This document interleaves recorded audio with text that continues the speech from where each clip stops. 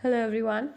So in the earlier video lecture, I taught you about oligopolies demand curve scenario, and then we also studied about the kinked demand curve model. And what we found that in these particular models, oligopolistic firms are interacting with each other, such that there is an interdependence between these firms. Okay. Now, what we are going to do is that we'll consider a scenario where these oligopolistic firms come together. So, their interdependence is channelized in a fashion that they collude with each other. So now this collusion, where these firms are going to come together and behave like one big firm, happens in two different ways. One is the formal method. Okay, so the one we also call it as the centralized cartel, and another method is an implicit or an informal method called the price leadership model. What I am going to teach you today is about the price leadership model, and as I said, this is one of the ways in which the oligopolistic firms can collude with each other. Okay. Alright, so price leadership, as I've written over here, informal collusion.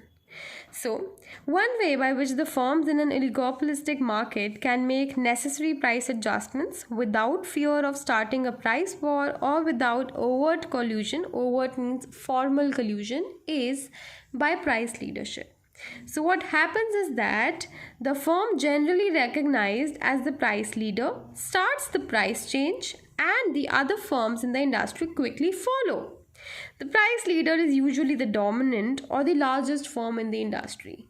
So what we have in this scenario is one big firm who is also known as the dominant firm or a barometric firm, and that particular firm acts like a price leader in the sense that it has the authority to set the price which the other smaller firms are going to follow. Okay, so what happens that sometimes, so the question arises, what or who is going to be this price leader? This price leader firm is generally the firm who experiences low costs, or maybe the firm who has some extraordinary input, or it usually happens in cases of cases like oil.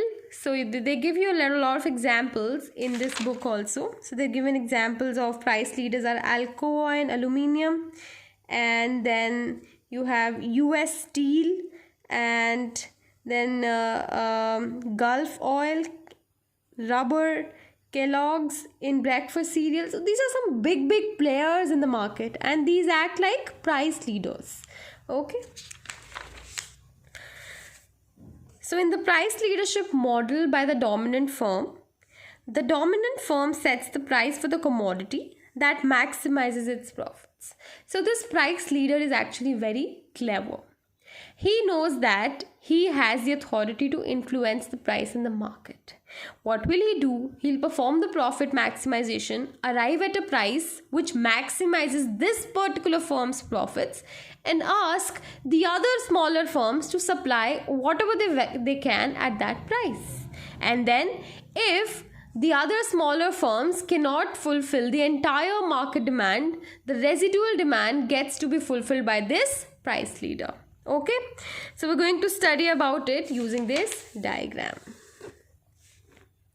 Okay, I request you to proceed with drawing this diagram in a few steps. Okay, now first step is to understand the market demand curve.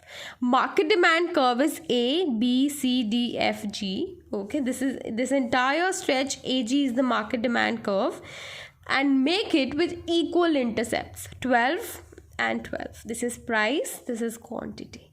Okay, and next step is to understand the supply curves of the smaller firms. Remember, here in this case, these small firms, since they're going to accept whatever price this leader is going to tell them, so they're acting like perfectly competitive firms. The firms who readily take a price as being given by the market.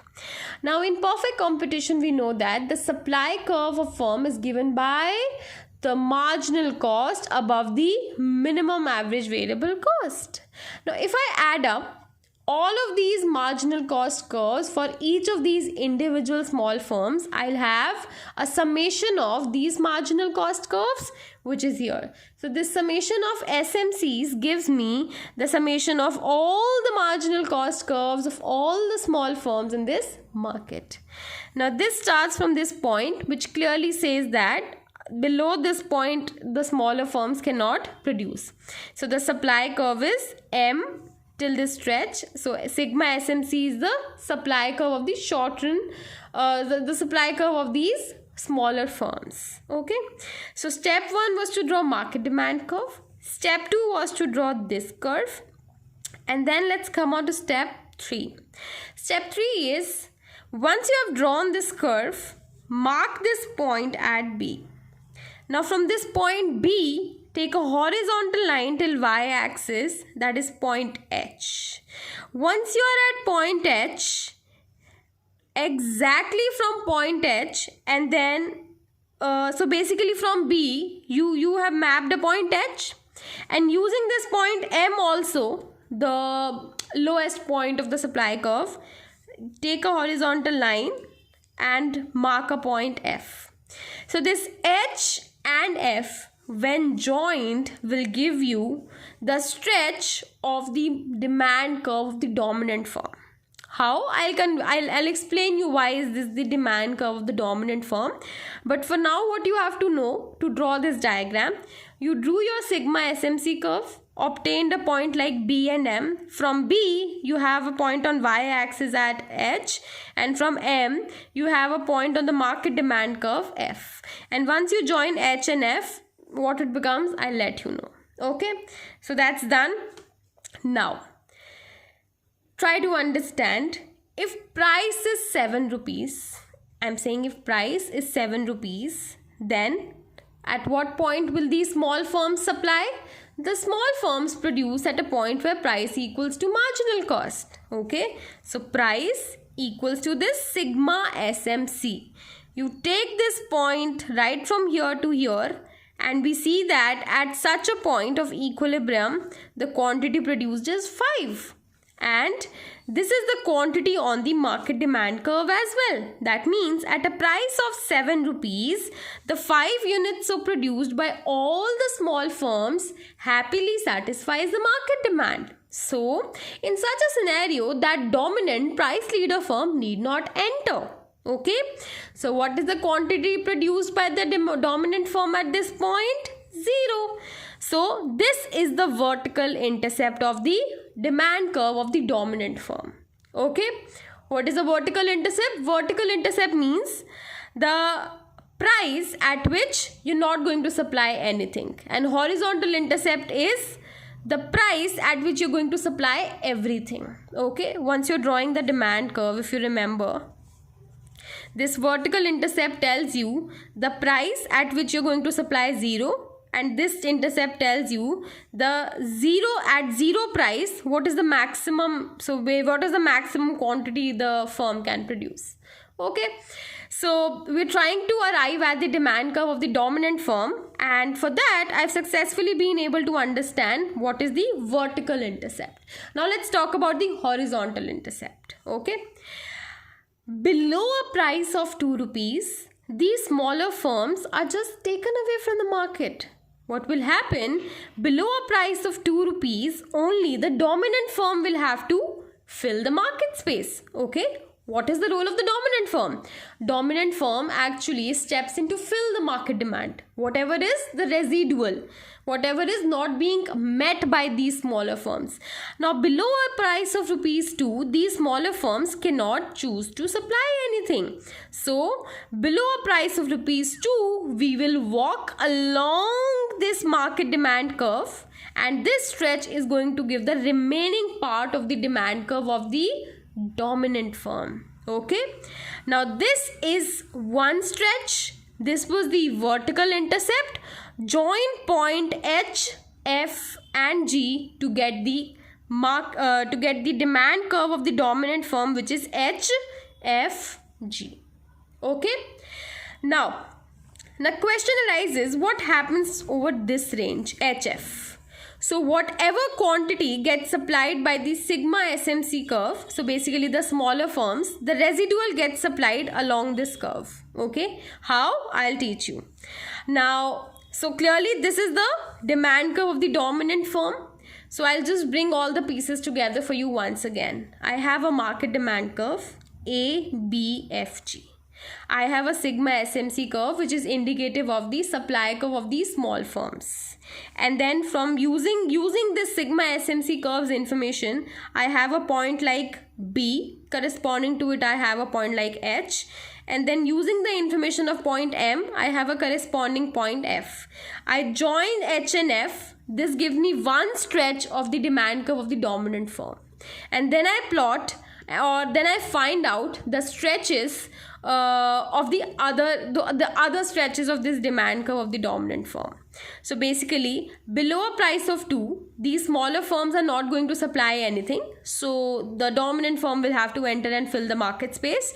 They'll do so along the market demand curve, that is FG portion.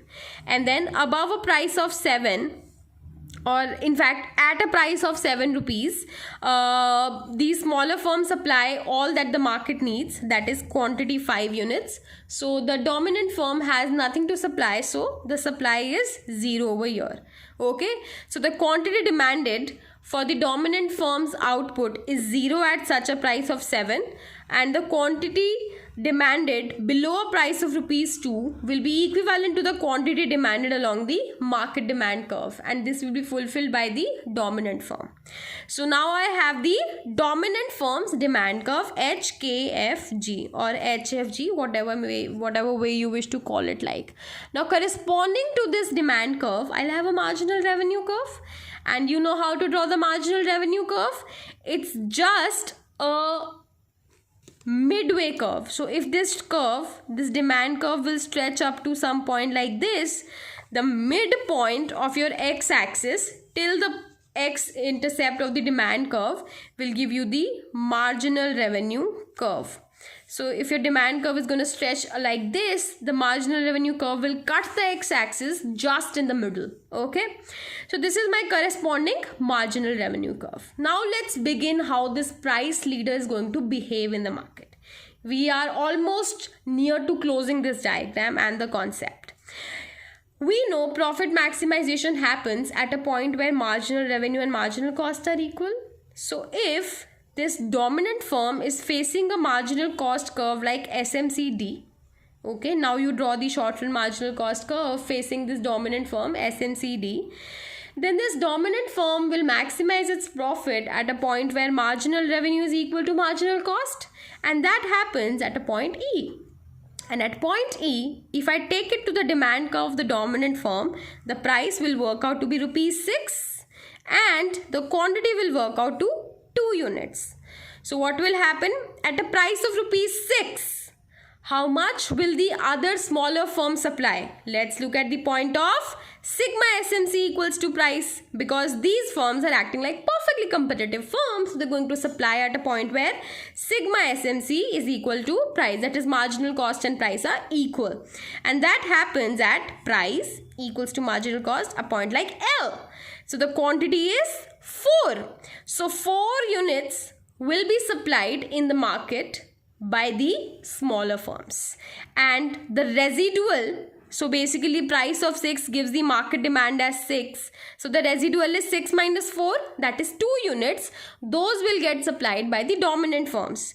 And now you see the catch. Those 2 units can also be mapped from the dominant firm's demand curve, that is the area JK, or the horizontal distance between the market demand curve and the sigma SMC curve, that is LC. So horizontal difference between market demand curve and sigma SMC, that is LC, and likewise for all subsequent prices till point F, will work out to be the residual demands, and these areas will always be equal. Like JK and KLC are equal right now. Likewise, you can do it for any other price. This will work out to be equal because the residual demand gets fulfilled by the dominant form. And I taught you this drawing in a fashion that I mapped point B with point H and point M with point F. So that's the beauty, that when the price leader maximizes profits by producing at a point like E, the price is rupees 6, small firms produce 4 units, and 2 units, the residual, that is LC is equal to JK, 2 units get supplied by the dominant firm in the market. Okay, so that's how these price leadership phenomenon works by a dominant firm. Thank you for watching the video.